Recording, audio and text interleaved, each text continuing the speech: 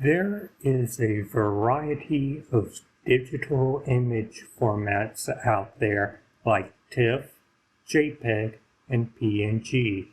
But did you know analog photographs also come in unique formats?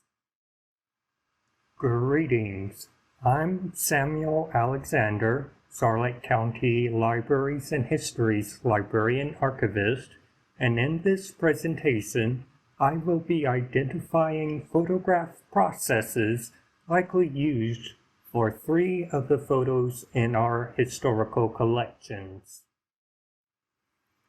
Determining the process behind a photographic print requires nuances to identify and differentiate characteristics about the photographs.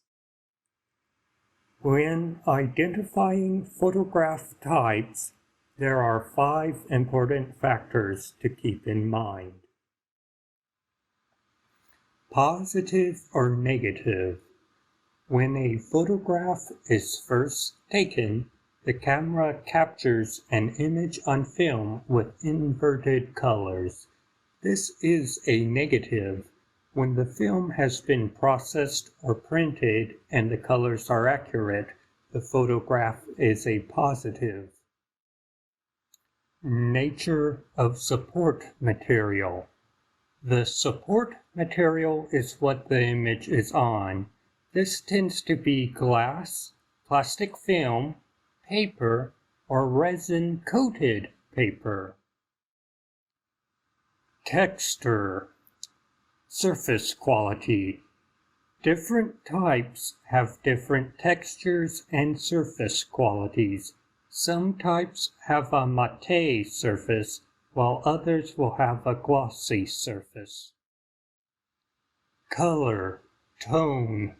Different photographs will also have different tones and depictions of colors. With some photographs, such as cyanotypes, this is a very prominent feature as the tone is blue. With modern color photograph types, these can still be distinct features. Dye imbition prints have bright whites, while silver dye bleach has high color saturation. Characteristics of deterioration. Different types of photographs deteriorate in different ways, such as yellowing, silvering, and bronzing. For example, chromogenic photographs have notable yellowing, and cellulose acetate will experience vinegar syndrome. Additionally, dots of mold can grow on certain kinds of photographs. An additional 6th characteristic to be keeping an eye out for on photographs are brand logos, dates, and other markings. For example, if a roll of photograph film has safety on its edges, it's likely acetate or polyester. With these characteristics in mind, alongside useful resources such as Graphics Atlas and NEDCC's Guide on Identifying Photographs, which are linked in the description below, let's begin examining photographs. First up, we have DM35A. Featured in this photograph is a sign that formerly greeted northbound travelers entering Punta Gorda on the Baron Collier Bridge for decades. The photograph itself is in color and has a cloudy look to those colors when examined closely.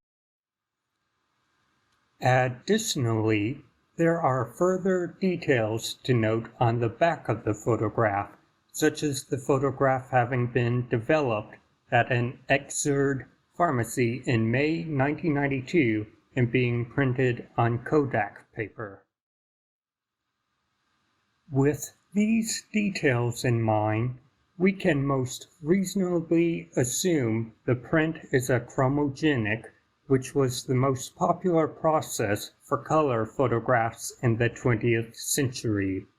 Although the printing date of 1992 allows the possibility this print is a silver dye bleach or inkjet print, this photograph lacks the sharp image quality and high color saturation associated with silver dye bleach prints, and the photograph does not exhibit the dots that make up inkjet photographs. Next up, we have AH7A, which is a photograph of Sail Creek Bridge, a county-owned bridge which serves traffic in Punta Gorda on U.S. Highway 17 from 1910 to 1939. The photograph is in black and white, and there are unusual details in both the lower corners of the photograph. In the bottom right, County Bridge, Sail Creek, Punta Gorda is inscribed, with the A in Gorda cut off. In the bottom left, there's a line cutting through, resembling a tear.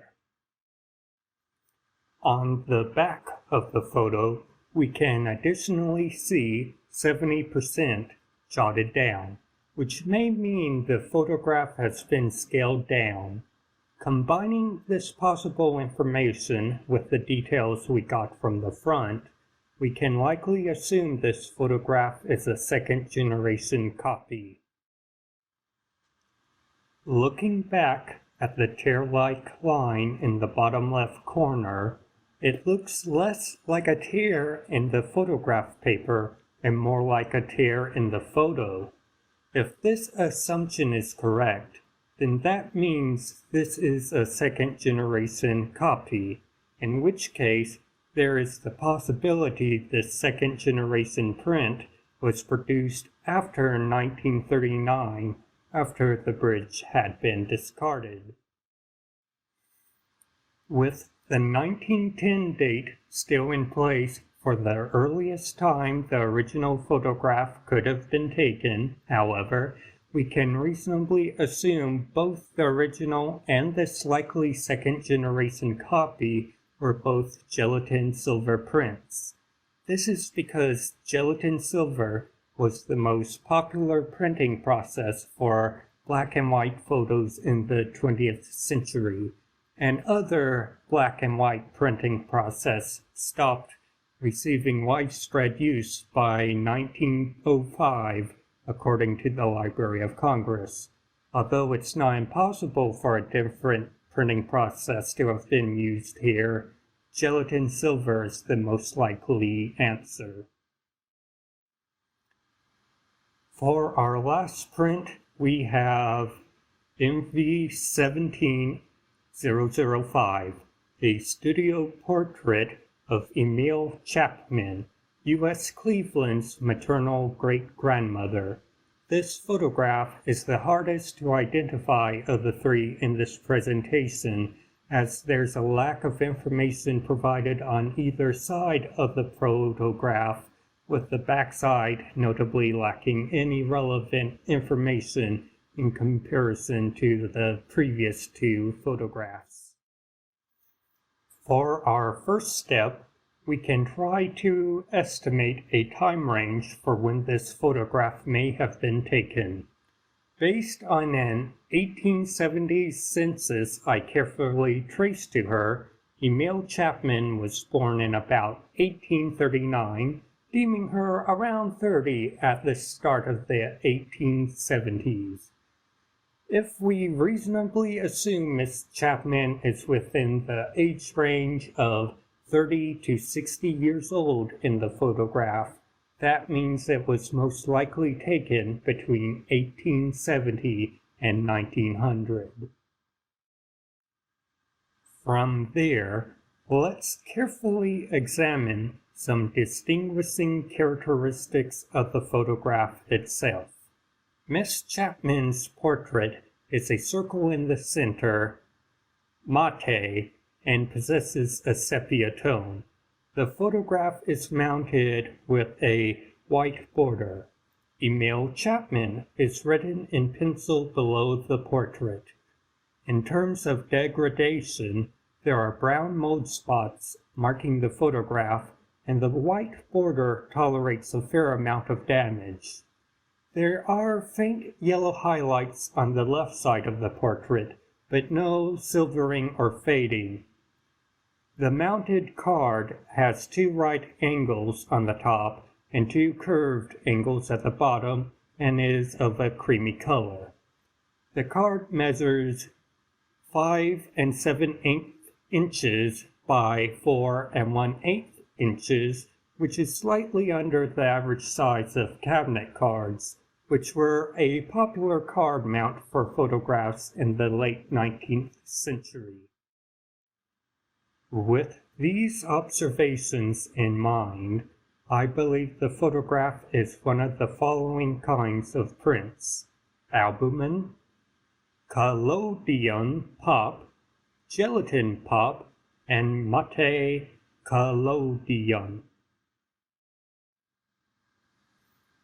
Of these 4, mate collodion is the most likely.